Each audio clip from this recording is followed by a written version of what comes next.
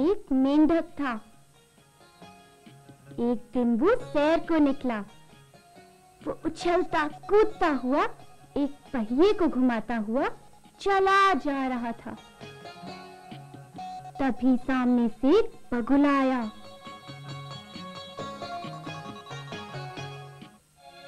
बगुले को देखकर मेंढक सहम गया। बगुले ने मेंढक को खाने के लिए अपनी चोंच खोली, पर मेंढक होशियार था। उसने फौरन पहिए को बगुले की चोंच में फंसा दिया और खुद तालाब में कूद गया। बच्चों, अभी आपने उछलते मेंढक की एक बेहद रोचक कहानी सुनी। आज के इस कार्यक्रम में हम कागज से एक उछलता हुआ मेंढक बनाना सीखेंगे। अब पहले तो हम देखें इस मेंढक को। इस मेंढक की पूंछ में एक छोटी सी स्प्रिंग होती है और इसको रख करके जब हम दबाते हैं तो ये मेंढक उछलता है और इसको हम दूसरे हाथ से पकड़ भी सकते हैं।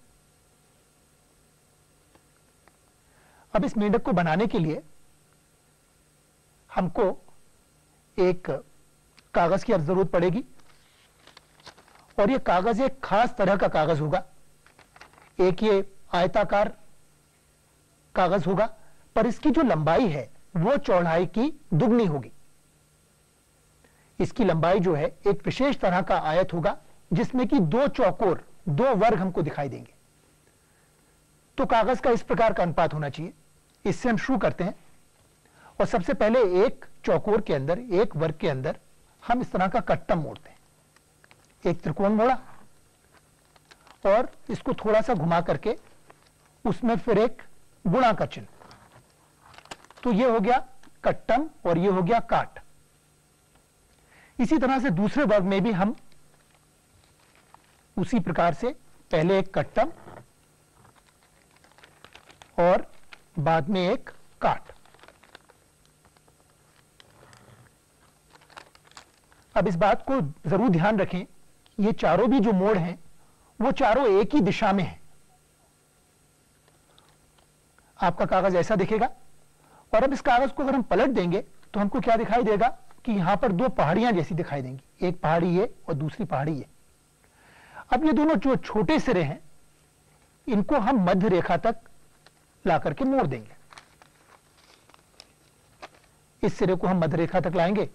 जिस तरह से कि दो पल्ले का दरवाजा बंद करते हैं उस प्रकार हम इसको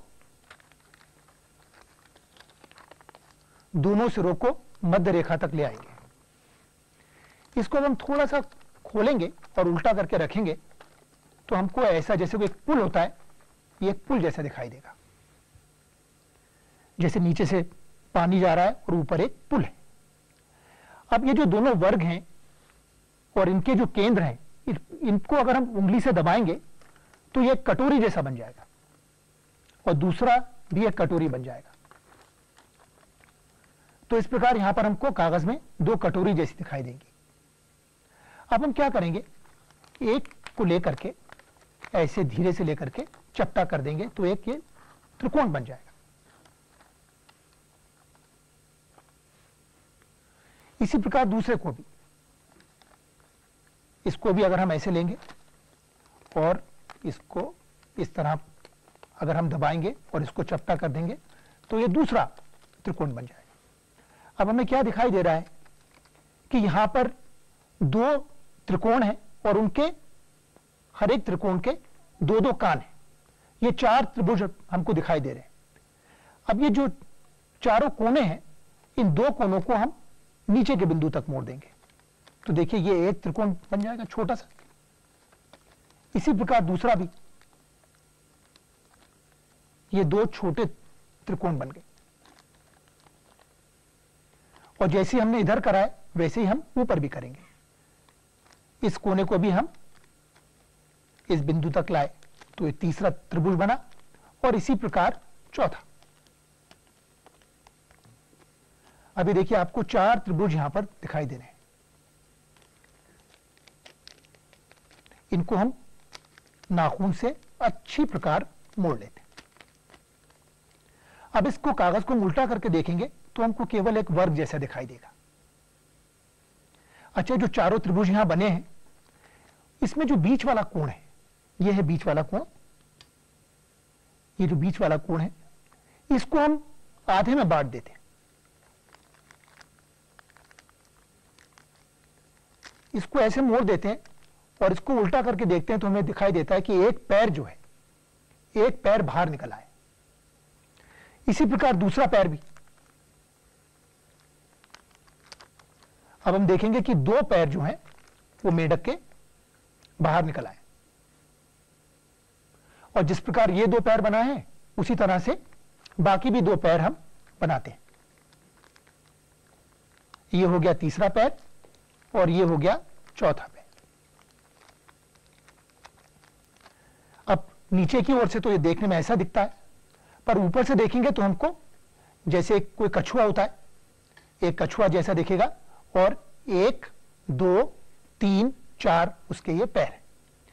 और ये जो बीच की रेखा है ये तो इसकी जैसे रीढ़ की हड्डी होती है, तो रीढ़ की हड्डी जैसी बन जाएगी। अब इसको हम ऐसे रखेंगे और जो रीढ़ की हड्डी है यहां तक दोनों सिरों को हम लाके रीढ़ की हड्डी तक लाएंगे,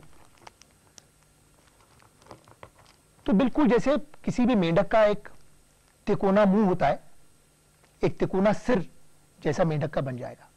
और हमको नीचे एक त्रिभुज दिखाई दे रहा है, इसके आधार में इस त्रिभुज को भी हम ऊपर की ओर मोड़ देते हैं, जिससे कि इस त्रिभुज की नोक जो है वो रीढ़ की हड्डी पे आकर के बैठ जाए। और हमें यहां दिखाई देगा कि इस जो त्रिभुज है यहां पर एक जेब है, छोटी सी एक जेब है, और इस जेब में हम इस कागज को इस तरह से फंसा देते हैं, तो एक तरह की एक तालाबंदी हो जाती है यहां पे। अब ये कागज बाहर नहीं निकलेगा। और इसी तरह से दूसरे वाले कागज को भी इस दूसरी जेब में, देखिए यहां पर एक और जेब है, छोटी सी जेब है, इस जेब में दूसरे कागज को डाल देते हैं।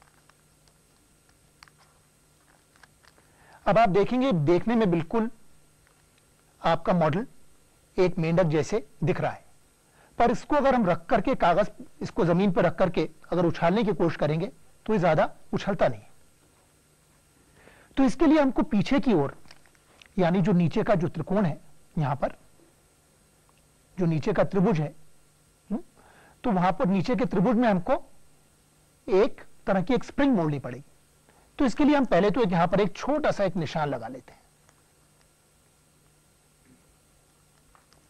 आपको एक छोटा सा त्रिभुज दिखाई दे रहा है। अब ये जो नीचे वाला सिरा है इसको इस रेखा तक मोड़ते हैं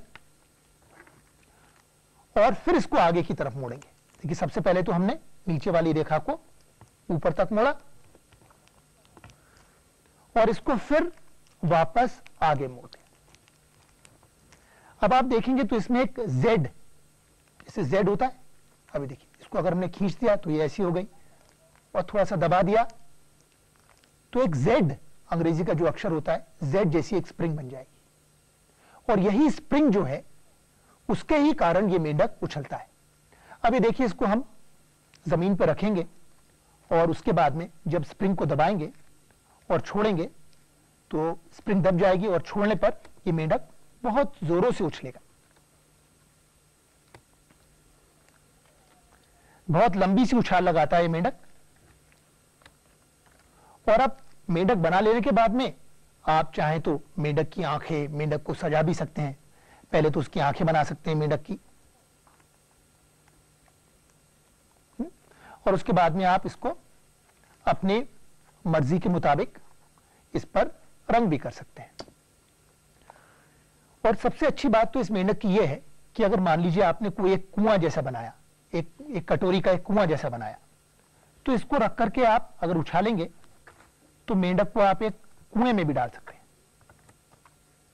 ये देखिए कि मेंढक जो है उछल करके इस कुएं में चला गया।